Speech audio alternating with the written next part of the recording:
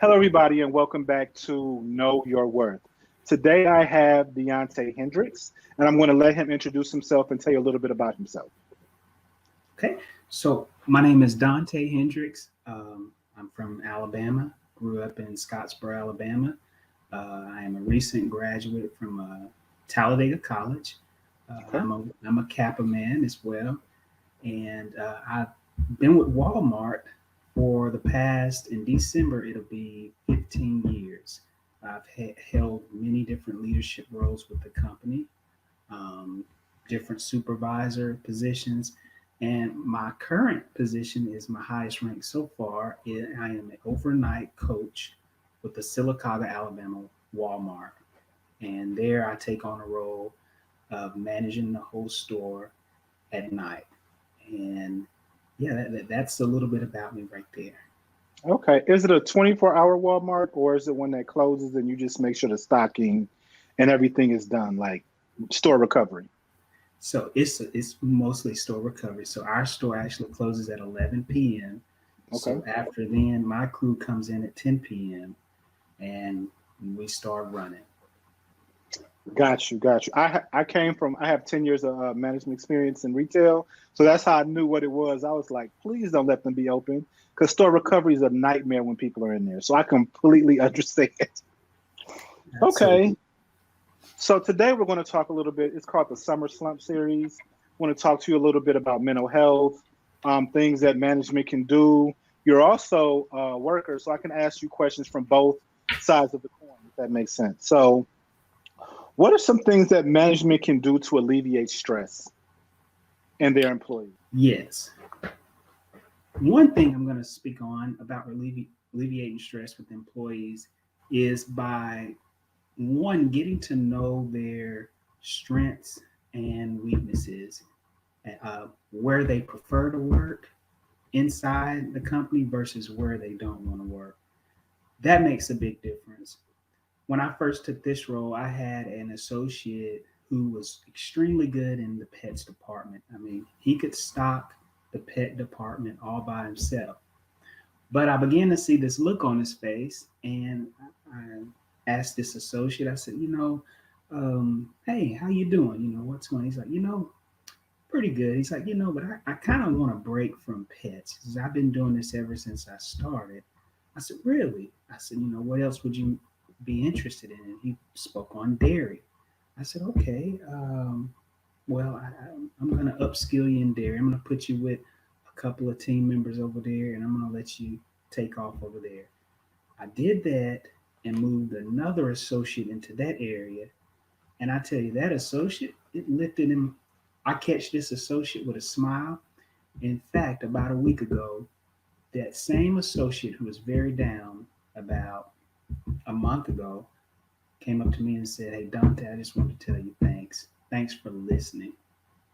So listening and just keeping a close eye, getting to know your associates and find out what they like and what they dislike. I love that answer because I always said as long as I feel seen or I feel heard, I'll run through a wall for you.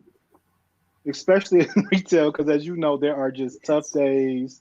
And as we get into closer to different holidays, I'm not sure what the bigger ones are for Walmart, but I know 4th of July is coming up, so that's going to be a big recovery.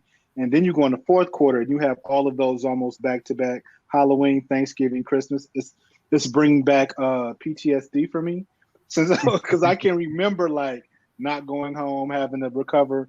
But yeah, like stuff like that. If I'm seen or I'm heard, I'll do whatever you ask me to do. And I'll be way more productive, way more productive. A little bit just to back up for you, I'm going to ask for a newer manager. How long have you been in management, by the way? I've been a I've been an official salaried member for this is going on 3 months. I've been Okay. a supervisor probably about 8 years, 7, 8 years. Okay. So I want you to answer this question for younger managers. Yes, sir. What do you do if you see that an employee is struggling, stressed, or just like there's people that you'll see smile, always ready to go, and then one day you see something a little bit different, and it rolls into one day, then it rolls into two, then it rolls into a week. as a younger manager, or if you could tell your younger self or speak to a younger manager, what would you say they should do when they see this starting to happen? Yes. First, just go have a conversation. Go speak to them. You know, ask an open-ended question. You know, how's life? How's everything been going? Find out what's on their mind, because clearly they've got something going. They're going through something, and it could be maybe it's a newborn child. I have an associate that's going through that right now, and so that's a little rough on him. So I tend to move him in an area that's not quite as stressful because I know that. So again, it's spending time, see what's going on in their life. It's nothing is wrong as a manager. I know a lot of people think when you're a manager that you are, you know, I'm supposed to just be gun ho, just this way, this and that. No, that just barking orders. But it's really an art. It's not that at all. It's really about being inclusive. And when you're inclusive, you're building a relationship, and you genuinely care and get to know so you have to get to know them like they are your brother or sister, like they're your family. And when you build that relationship, they're also going to be more adapt to come to you and let you know if there's something going on. Oh, definitely, definitely. Things that you've spoken about a lot that I want people to make sure they're paying attention to is the relationship building piece of it. You can't tell if something's wrong with your employee if you don't know them. If you don't know that they're smart, if you don't know that they're gung ho, if you kind of see them pull away. There are people who are just natural introverts and nothing's wrong with them, but you know that because you have a relationship with them. So I completely understand everything that you're saying. Now we are in, I think summer was yesterday or it was sometime this week, the official start of the summer. And this is the time where sometimes it gets really warm outside and people don't want to come to work. Sometimes it's one of those like, oh, I need to take my vacation. My children are out of school, things of that nature. So I'm going to ask you a couple of questions that are geared more towards that. How can an employer or a manager help alleviate the desire of not wanting to work during the summer? I think you can battle that on a couple fronts. Okay. The number one thing I'll start with is associate appreciation engagement. Saturday nights, typically my rotation start on Saturday nights. And in our huddle, which is our nightly meeting, I always appreciate them, tell them thank you for everything they're doing. I try to give examples of things I've noticed, but also snacks. That's a big thing. With it being warmer right now, I mean, the ice cream freezer, that's one of our best friends as managers because, you know, we go load up on those ice cream sandwiches and popsicles, different things, and find out what they like to drink and what they like to eat and provide that, you know. So I'll go heavy on Saturday with that ordeal. And on Tuesday nights, I'll go a little bit lighter, maybe Debbie cakes, potato chips, Gatorade. Okay. But yes, just motivating them, getting in, working with them, and encouraging too to take vacations. You know, go ahead and put your time in. Like we have inventory August the 23rd, so I'll let them know up front. I've been letting them know for about the past couple months. You know, don't try not to schedule vacation between July the 23rd, August 23rd. Go ahead and start planning your vacations around that. So they're upfront. They know what we're going to get in inventory mode. So therefore, they can go ahead and plan accordingly. So is that one of your blackout dates? Like people can't take vacations during those times? The store manager would like it to be that way, and we tell them that, you know, don't do it during that time just because of inventory prep. So yes, we do use that. Mm-hmm. I remember inventory prep and inventory. I remember that vividly. All the tagging, the companies coming. So I know exactly what you're talking about. Mm-hmm. As a manager, how do you handle call outs? Like not at the last, sometimes they're during the day, or how do you like handle that? Yes. Well, usually I find out when the associate comes back, I find out what was going on. Were you sick? Or did an emergency comes up? And really, you always want it to be along those lines of where they are truly sick or something like that. To me, a failure on my behalf is if they had PTO in and I didn't take the time out to give them an answer. And that brings me to it's very important as a manager to respond to any associate, I would say within 48 hours. And Mhm. even if you deny them or you approve it, either which way, you give that an associate time so they can see it and then they can come to you and maybe, they may have a question about it. And it gives them that time to say, okay, well, I can't go on those days, but my manager did say, you may be better off on these days. So now they can plan and go ahead and still get that vacation just on different days. Got you, got you, got you, got you. I completely understand it also. If you could tell yourself one thing, go back to when you first got your first supervisor position, what would you tell yourself that you've learned since then? I would say that it's just important to build the relationships with your people, get to know them right off the bat. And if you have a very veteran associate that's been in different roles, very skilled, and you have that pleasure of having them, speak with them often, get advice. You can get a lot of your best advice from the employees. In fact, they have made me, I would say, a better manager through time. My employees, and they're the greatest teachers because as a manager, you're not going to know everything.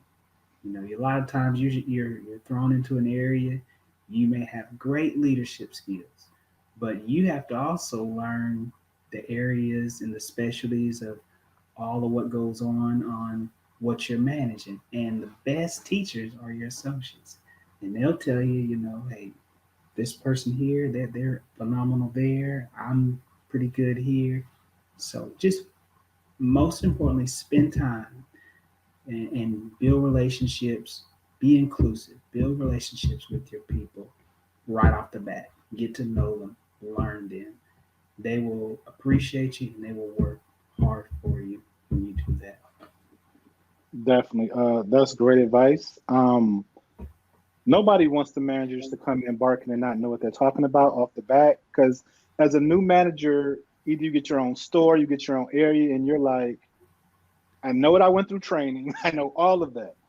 I don't know what this actually is quite yet because you don't get it yet. Like, and that's perfect. My person, I'll never forget. Her name was Miss Maria, and she helped me in my first manager position because she was like, "Oh, you're doing this wrong. Let's try this," and showed me shortcuts and how to get stuff done faster.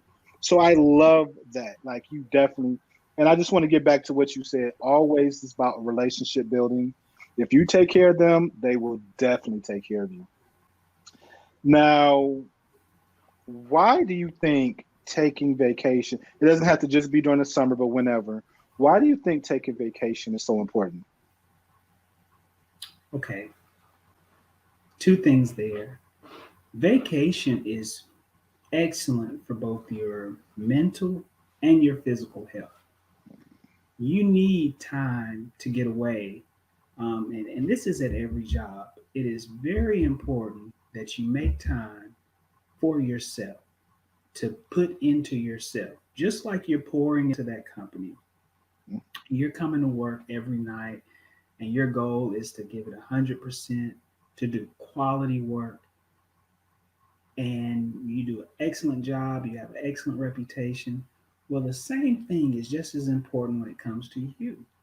Yes. Whether you are a person who likes the mountains, you're the person who likes the beach, you're the person who likes to travel offshore, abroad to other countries. It's very important to plan for yourself vacations because you need that break mentally. You need to be able to distress, not have any form of work on your mind, just to be able to focus on just building yourself back up, resting, getting good sleep. Personally, me, the beach is my favorite spot. It's like it renews my mind and it rejuvenates me. So and I tell the associates, you know, put in vacation time. Make sure you get a vacation, and you need it. You can't just you can't just be all work and no play. You've got to have that time to distress.